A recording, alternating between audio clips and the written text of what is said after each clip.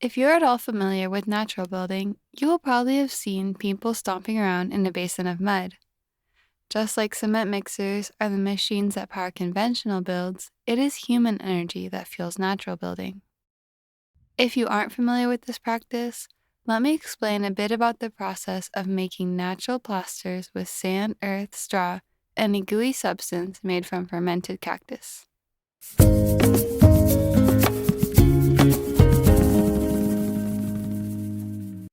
Over the past few months, I have been documenting our progress building our small earthen home. In previous videos, I've shared about how we filled in the walls with a natural building technique called quincha. Now we are covering up the quincha walls with an earthen plaster that we mix ourselves. And here are the materials we use and why we use them. First, there's the sand. We used 8 buckets of sand per batch. For past projects, I collected the sand from the creek, but that took a really long time, so for this project, we ordered sand. Unlike sand from the creek, this came without rocks, which saved a lot of time and made it easier to mix with our feet when the time came to do so. We also got the earth delivered. This time, we needed earth with a higher clay content, unlike the dirt we have here, which is sandy with a lot of organic material. We prepped the 5 buckets of earth the day before by soaking it in even bigger buckets so that it would be a creamy consistency. We soaked the dirt in fermented prickly pear juice, which is itself a gooey substance, sort of like aloe vera gel. We made the prickly pear goo by chopping up some pads from the prickly pear cactus and adding them to a bucket, then topping it up with water and letting it ferment for a day or 2. The resulting liquid is super gooey and, to be honest, a bit smelly too, so we always leave the lid on so as not to attract flies. The prickly pear adds creaminess to the plaster and some amount of impermeability. I dumped the 8 buckets of sand and 5 buckets of mud into the kiddie pool we're using for making earthen mixes. It also has a cloth tarp which helps turn everything over and mix thoroughly. Keep in mind, this is our way of doing things. Jonah and I have worked on other projects where they mix plaster in a shallow pit, and others that use a big tarp and no kiddie pool. I've even seen videos of people mixing with a cement mixer, but of course that would require electricity or a generator, of which we have neither. We use a kiddie pool with a tarp, which works really well to keep everything contained. Then I just mixed everything around with my feet for a while.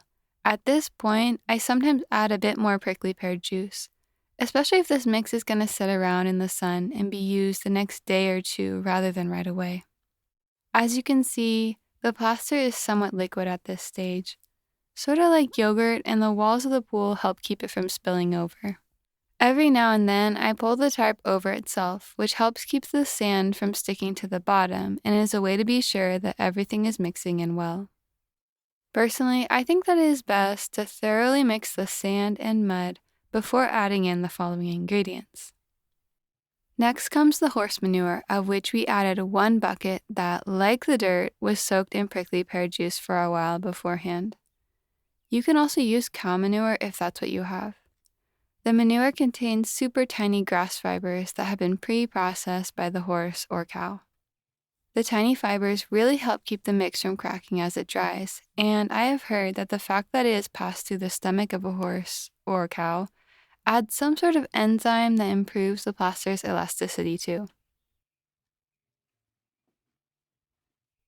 Then comes the finely chopped straw. It is important that this is straw and not hay. Remember, hay is for horses and contains seeds, while straw should be free of seeds. We don't want the walls to be sprouting. While I continue to stomp on the plaster, I am also sprinkling in the straw.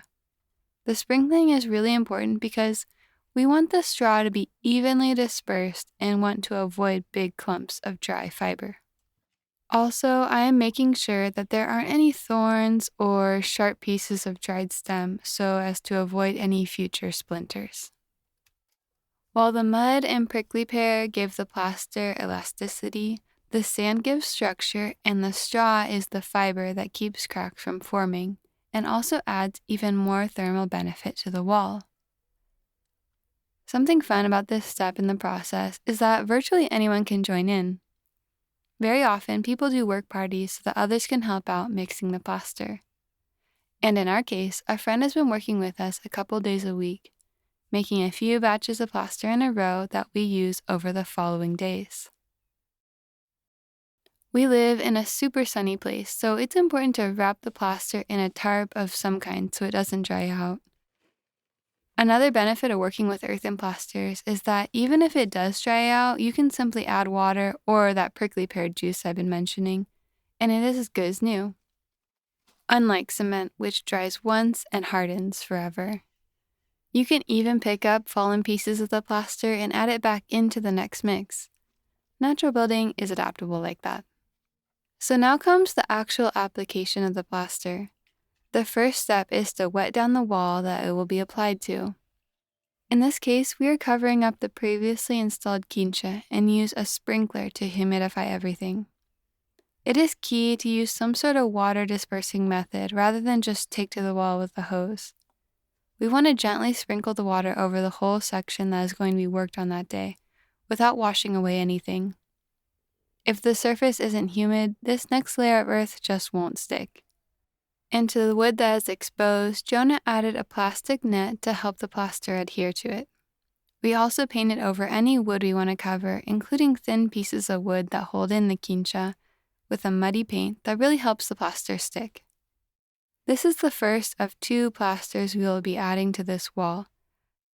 The next one will contain lime, which will make it water resistant and also a natural pigmentation, but won't have any straw. This first plastering is to protect the inside of the wall. The mud and straw inside the wall shouldn't be exposed to the elements for long.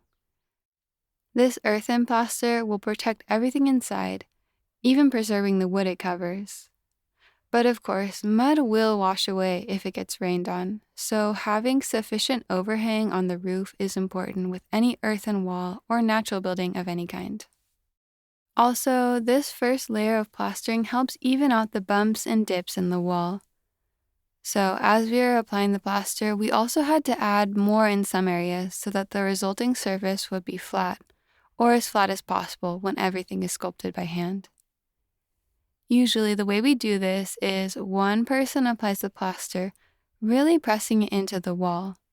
Then later, someone else comes back and smooths everything over using a sponge trowel and also a wooden trowel, both soaked in prickly pear juice. This stage takes time, but once you get into it, is very hypnotic, even therapeutic. We have now completed the exterior of the house, spraying a bit of water so that it dries slowly over the next days. Meanwhile, we will be plastering the inside of our 2-room house, which, thanks to the roof and the walls, will dry slowly without needing to spray with water after the plaster is on. I just want to restate here that this is our way of doing things. There are hundreds of variations on the recipe for earthen plaster that sticks to the wall and doesn't crack as it dries. It all depends on what materials are affordable, available, and even free to use. So think of this as a DIY documentary rather than a strict how-to video. The goal here is to share our experiences building our own mud house with modern materials alongside natural ones. This house will eventually have electricity and many of the kitchen appliances that modern homes have, all powered by solar panels. This roof is held up by a wooden structure. The walls were made with ancestral techniques, and we are the millennials who will live inside.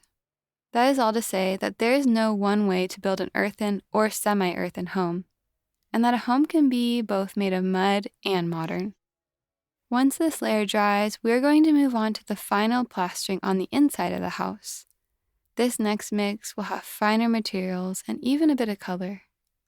I will definitely document that step in a future video as well. Thanks so much for watching, and as